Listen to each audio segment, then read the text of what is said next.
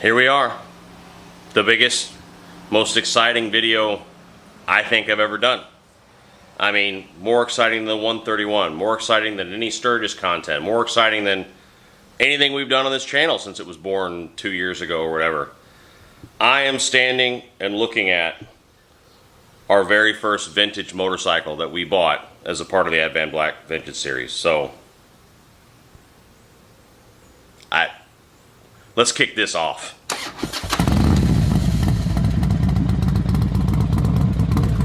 So before we do any grand reveal, I guess I'll give you a little background on it. You like my smokeout banner? Had that 9 months before I finally got it up on the wall. That's from, go look, smokeoutrally.com. Check it out. Anyway, I said earlier, I alluded to this last week, that I was having a call, one of my normal calls with the CEO of Advan Black. We talk about, you know, I don't have any of the stuff in the garage right now.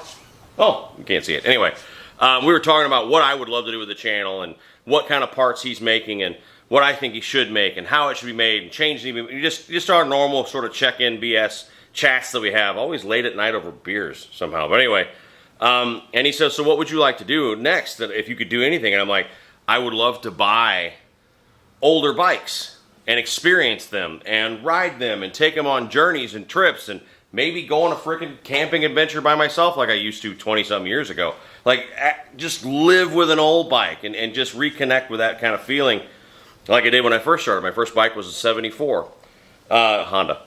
And he was like, well, are you talking like a knuckle? I'm like, no, man, just something cool and old, not a bunch of money. And he was like, well, let's do it. I'll fund it. And I almost fell out of my chair. So what we agreed to do is that Advan Black, my favorite, now especially my favorite parts company, if you don't know who they are a company that does matched painted parts for your late model Harley touring bikes. So the Dominator fender and the stretch bags and the stretch tanks and all that stuff that you've seen on all my bikes, including the Grinch that I'll put a picture of right there. That's all Advan Black front to back. So that's the company I'm talking about. We opened an account and they deposited seed money. We're not talking 80 grand here. We're talking, you know, enough that I would need to get started buying these bikes, probably do a little something to them, and the goal will be to sell them on and get our money back after we've had some fun with it, and then let somebody else enjoy them. I want to find bikes that are hard to find. Older was what I wanted to do, but some of them may not be ancient. Some of them might just be rare, less common, total failures. That would be fun to do too, like a bike that, there's been a couple models Harley's put out over the years that flopped badly. But I'm going to shut up about that and get into this motorcycle and why I chose it. I'll show you in a minute. Calm down. You may have seen on Instagram. If you don't follow us on Instagram, you really should. It's a lot of fun. Instagram channel, the main one is pro_monkey_rider. I'll put it here. And you may have seen on Instagram, if you already follow us, that I put a little teaser of me riding at home. And it was one of the best days of my life. Of course, not the birth of my child or my marriage, all that sort of stuff. But it's just one of those memories that on my deathbed will be replaying in my head, because there I was rolling across rural highways in Florida having bought my first vintage motorcycle. And I'll give this much away right now. It's a Harley Davidson. Of course it's a Harley Davidson. It's you know, I mean, I'm a little bit biased, or partial, you might say. And it was a huge deal. This bike I actually had found a couple months ago. Before we ever started this program, before we ever decided we were going to do this, I found this bike and had reached out to the seller because I wanted to do it so bad. I was trying to figure out how I could scrape up the cash and move things around and play interesting stuff to where I could come up with the money to where I could go buy this bike, because it's such a milestone motorcycle. And then realized it just wasn't going to happen. I couldn't afford it, couldn't swing the nut, you know, that sort of stuff. And then, you know, a couple months later, I get this news from Alan that, hey, yeah, we'll fund you doing this. We'll do this, right? Like, and I'm like, man. So I start looking at bikes, and she came back up again, still for sale. Why? Because the seller was not just going to give it away. You know, like it's a rare bike. It's not the prettiest thing you've ever seen, but it is significant because probably most of you out there watching this video right now are riding on its grain baby every day. What I am talking about is the original Road Glide. Not just the original model or style, the first year. What we have, boys and girls, is a 1980 Tour Glide. The heart of a thoroughbred, a new breed of touring bike. The new 80 cubic inch Harley Davidson Tour Glide. So sleek, so smooth, it's more than a machine. Harley Davidson is more than a machine.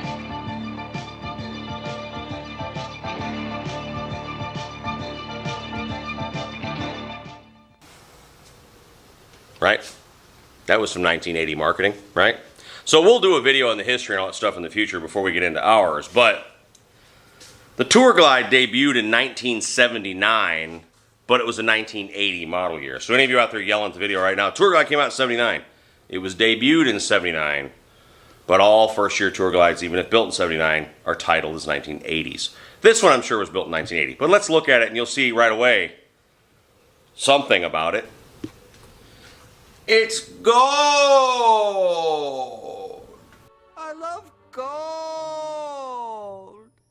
The look of it, the taste of it, the smell of it, the texture. Yeah, I would expect you'll be hearing a lot of Gold Member in these next videos because that's her name. That's Gold Member. I've already decided. The previous owner, really great dude that I like a lot. I just didn't want to stick a camera in his face the night we went and picked it up. But he called it Goldilocks. And as soon as I said I was going to call it Gold Member, he started cracking up. And he's a really, really nice guy. Which, by the way, let me stop right here and tell you, he has another bike for sale that I think is just freaking cherry. He's got a 1998, I think it is, Ultra Classic. Blue and silver, beautiful color, all that sort of stuff. I'll put a picture right there. It has 24,000 miles on it. Everything works except for one fuzzy speaker, meaning it probably has a blown speaker or something in the stereo. But other than that, she's perfect. 24,000 miles, runs like a top. Fuel injected 80-inch Evo. And, you know, if you're interested, email me at my email address I'll put right here, and I'll connect you with him. Really, really great guy, but I'm not about to put his business out on this channel because then people will attack him just to ask questions. So if you're interested, email me and I'll put you in contact with Craig, who I bought this from. Really, really great guy. So anyway, so this is a 1980 Tour Glide. It has some extra accessories on it. We have some questions about the color. I just didn't care. The paint is perfect, and it's not like a showpiece. So if this isn't the original color, I'll be damned. I'm going to send the, I mean, I might be damned, but I'm going to send the VIN to our friends at Harley and see what the archives can pull on it. This is a 1980 Tour Glide. First year. This is the first ever road glide that ever hit the road, was the 80 Tour Glide. So yes, it is an 80-inch Shovelhead. And it runs like a frickin' top. So the story with this bike is, it was born obviously in Milwaukee, and the first owner was in Milwaukee. He owned it for roughly 10 years and then sold it to another guy in Milwaukee who then owned it for 30 years, give or take. And then Craig, who I bought it from that guy online and had it shipped to Florida from Milwaukee. So it lived its first 40 plus years in Milwaukee. So there's some stories about how this was ordered this color, you know, all this stuff we have to substantiate. I'm sure that's not the stock seat, by the way. That's not a Tour Glide seat, and I haven't taken it off yet. I literally brought it home in this condition and have done nothing to it until this video because I wanted y'all to see exactly what I bought. So, first 40 plus years of its life in Milwaukee. Craig buys it, brings it down to Florida, and it had sat for a very, very long time. And then Craig immediately sent it to a local independent shop and paid them more than he paid for the bike by quite a bit to have them go through it front to back and just make her perfect. As a rider, not a restoration job, we're talking mechanical. The amount of work that was done to this bike is astronomical. Every single piece of rubber, the fuel line, the oil lines, the gaskets, everything was changed. New tires, brake lines, brakes worked. I mean, many thousands of dollars. You can buy a nice, not too old Sportster for what Craig paid as a bill to the mechanic, and I think it was money incredibly well spent because it essentially saved this bike, right? Craig was willing to write that check that a lot of people wouldn't to get an original 1980 Tour Glide, the first ever road glide, back on the road so that it would keep going. And we'll walk around it real quick, so we'll start at the front. I got her parked funny. We cleaned the garage. That's all going to friends or trash. We cleaned the garage out just to make room for Gold Member. But if you start up front, and I'll move her in a bit so we can take a better look, but you've got the turn signals integrated into the fairing. It doesn't have an 80-inch badge, which is interesting. That happened later. It actually has a light up there. A lot of these had the 80 badge, you know, in the fender like that. Regular wagon wheels are all used to. It does have 3 discs, so 2 discs up front and 1 in the back. Look at all the original old badges.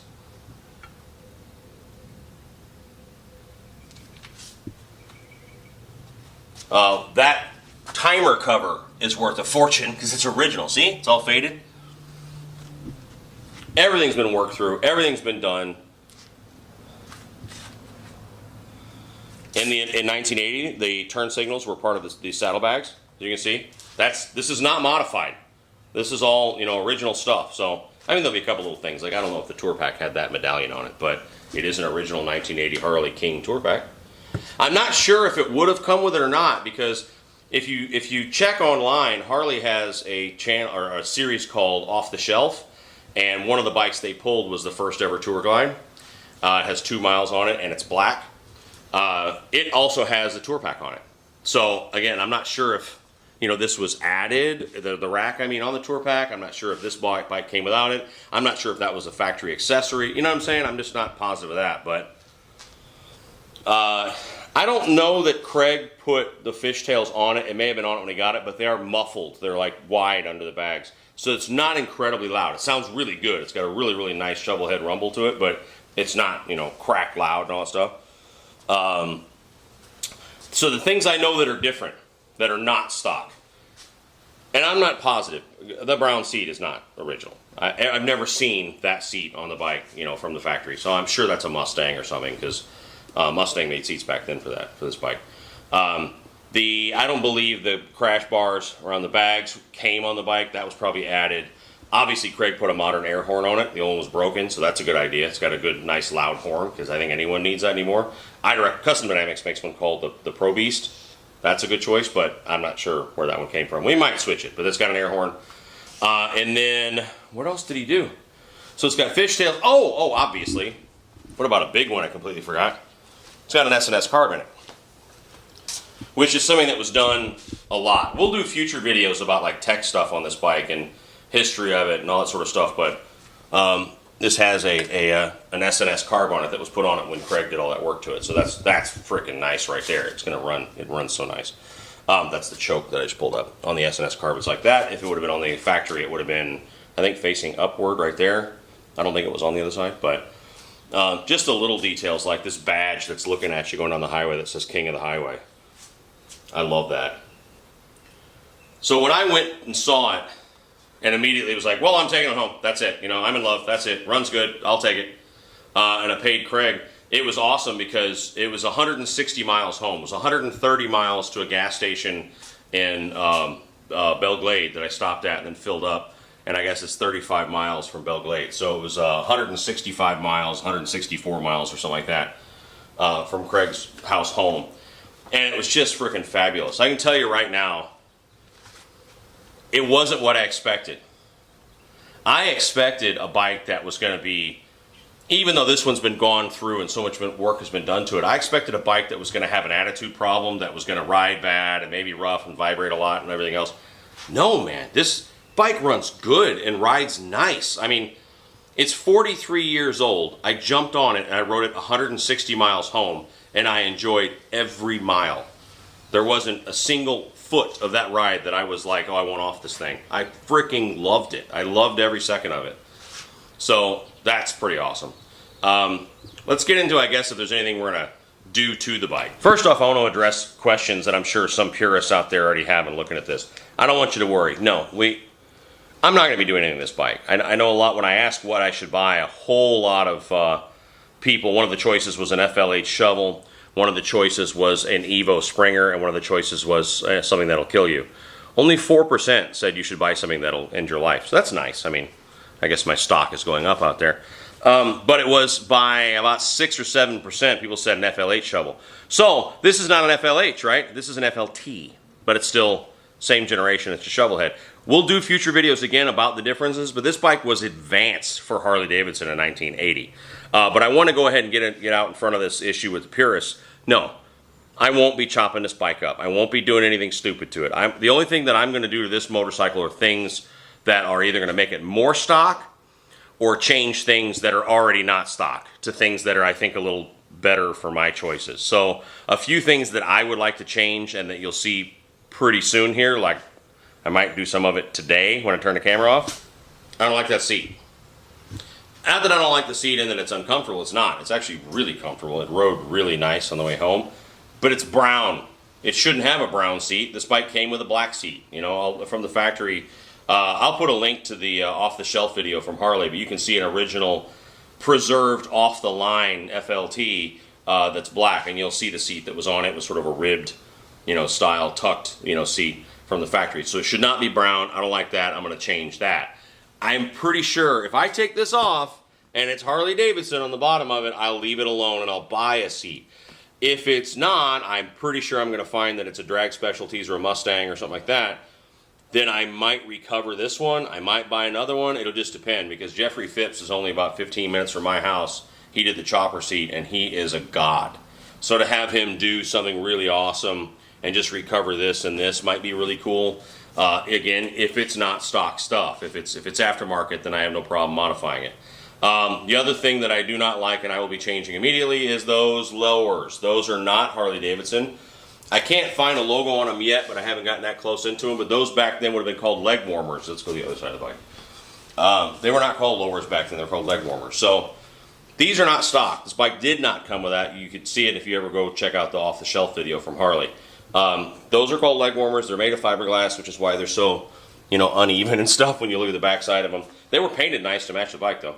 But they're Vetter, probably. It's the company that made, you know, leg warmers. They made fairings for bikes that didn't have them. They made tour packs. They made stereo caddies. They made all kinds of stuff back then. So I'm going to take those off and preserve them. I'm not going to hurt them, of course. They're going to be wrapped up nice, but those are coming off because I live in South Florida and it's freaking hot and I want all the air I can get. The other thing I do, I hope it's not too controversial for you. It's not a modification, because a lot of guys did this and there will be no damage or modifications to the bike to do this, is taking the tour pack off.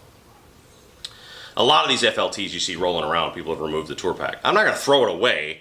I'm going to take it off the bike, take the hardware off the correct way. I'm going to preserve the pack and put it away and keep it safe. If I end up buying a new seat, then I'll just put all that stuff together so that everything's, you know, kept together nice and straight. But the tour pack is just not something I need every day when I'm riding a vintage motorcycle. It's, you know, the bags are enough, and I just don't like the look of it, so I'm going to take it off. Those pipes are not stock, so I'm toying with the idea of finding, you know, an 1 3/4 shorty, not shorty, I'm sorry, more narrow, louder pipe. That might be kind of fun if it doesn't mess with the carb. I got to ask some people that know better than I do about that. And comment down below if you do know better. Those are pretty restrictive. You can see the diameter of them. They're probably a 2.5, 3.5 inch pipe with a baffle in it. So I want to take those off and find an 1 3/4. Actually, I've already found them. I just got to find out if I need to rejet or if she'll be okay. You know, we'll find out. I think that's about it. If I take off the lowers and take off the tour pack and get the seat sorted, I'm happy. If I do the pipes, that'll be a bonus. But you know, any money I put into this too is on me. You know, I'm not trying to make this upside down, because what we're going to do is make a lot of good content with this, and we're going to go on trips with it, and we're going to ride it, and we're going to maybe wrench on it if it needs something. It leaks a little bit, but it's a Shovelhead, for the love of Christ. It's supposed to leak, and I believe, and we'll get into this on the tech video, the later video, about all the differences and changes, but I'm pretty sure that's the oil bath for the chain that's leaking, not the motor, because it's back here where you would expect that stuff to do that. Yeah, I just said oil bath for the chain. That was, before they came out with the belt drive, something they tried, and you know, didn't fail or anything. Sorry about that, I had to stop. My neighbor's a really nice dude, and he brought me a beer for Father's Day. This is Sunday the 19th, Father's Day, I'm recording this, and he walked up with a beer and said, "You need this, boy." So we chatted for a minute. But anyway, so yeah, that oil bath and closed chain was obviously not the final choice. They went to a belt, because, you know, they don't have enclosed chains anymore. So real quick, we got to stop, because I really have to say thank you to how we made this happen. So those of you who've been watching this channel for a long time know that what we normally do is we buy bikes and we immediately tear them apart, and we change the rear ends, and we change all kinds of stuff on them, and we do that with a company we're real tight with called Advan Black. Advan Black is the baddest mofos on earth when it comes to painted parts to match your motorcycle. Now, what does that mean? Well, we'll take a look. This is a stock 2023 Road Glide ST. 117-inch motor, all that stuff, and it's creamy Cool Whip white. I don't know, I don't remember the name of the color, but it's like Salt Pearl or something is the name of the color. This bike is basically unmodified except for some tab slip-ons, a big old monster Screaming Eagle air cleaner, and some LA Choppers T-bars I put on it. What you could do with this bike, or a Road Glide Standard, Street Glide Special, Road Glide Special, whatever, is you could stretch the rear end and give it sort of a CVO looking rear end with Cadillac taillights and all that stuff. You could go all kinds of stuff. You could stretch the side covers, you could stretch the tank, you could put a wrapper fender on the 19-inch front wheel, and all that stuff comes to your house painted in the exact white that that bike is right now. So it all matches, and you in your garage with some basic tools can swap out the rear end and do all kinds of awesome stuff to it. Would you do it to an ST? You could, you probably wouldn't, whatever. But there's one part I want to call out right now, and I'll go ahead and put pictures of it right now by my buddy Steve at Sick Baggers. He did a great video installing it, is the Bagger Boss. The reason I'm calling it out is you're going to see it on this channel here real soon on a certain motorcycle. So, one thing I want to call out right now, thank you so much to Advan Black for funding us doing this stuff. Otherwise, that bike would not be here. So, love you all to death. I really appreciate it for helping me kind of live this dream. But yeah, check yourself out at Bagger Boss.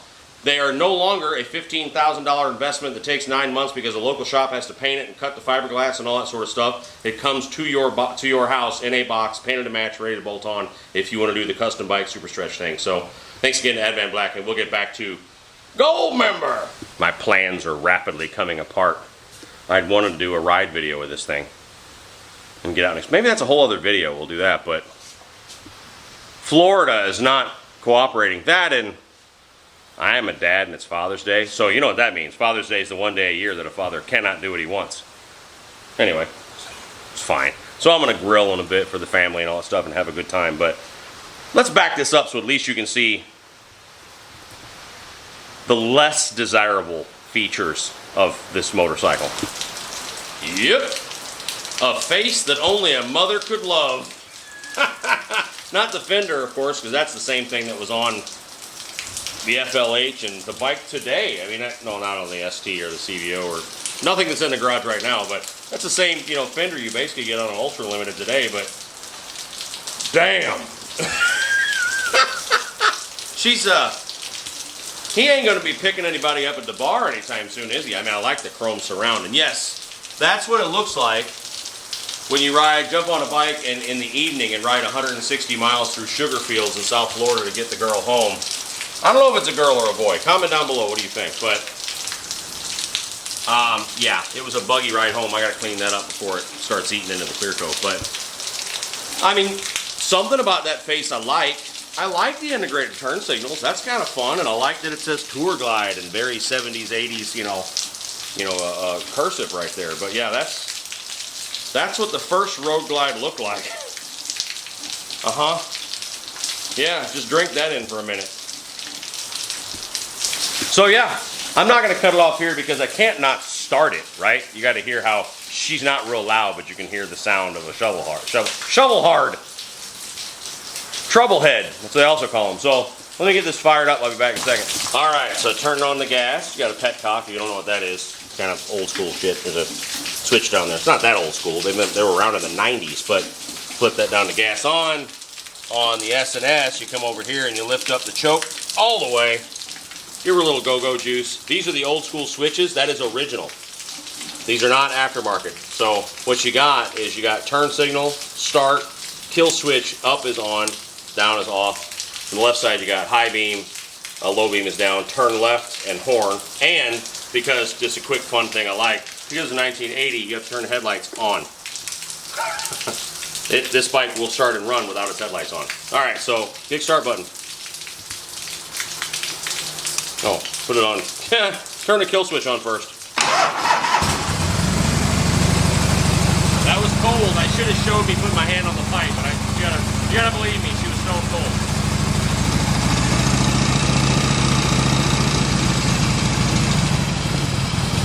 There, I can already drop it down a little bit. you can hear, she's not real loud.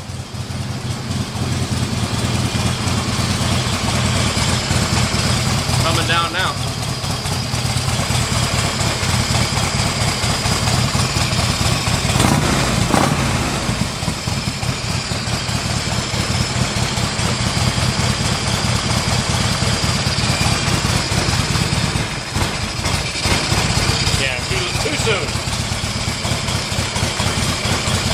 But you let her run like that for a little bit, then you can kick the choke down all the way off, and she lopes beautifully like a shovelhead, like you'd expect her to.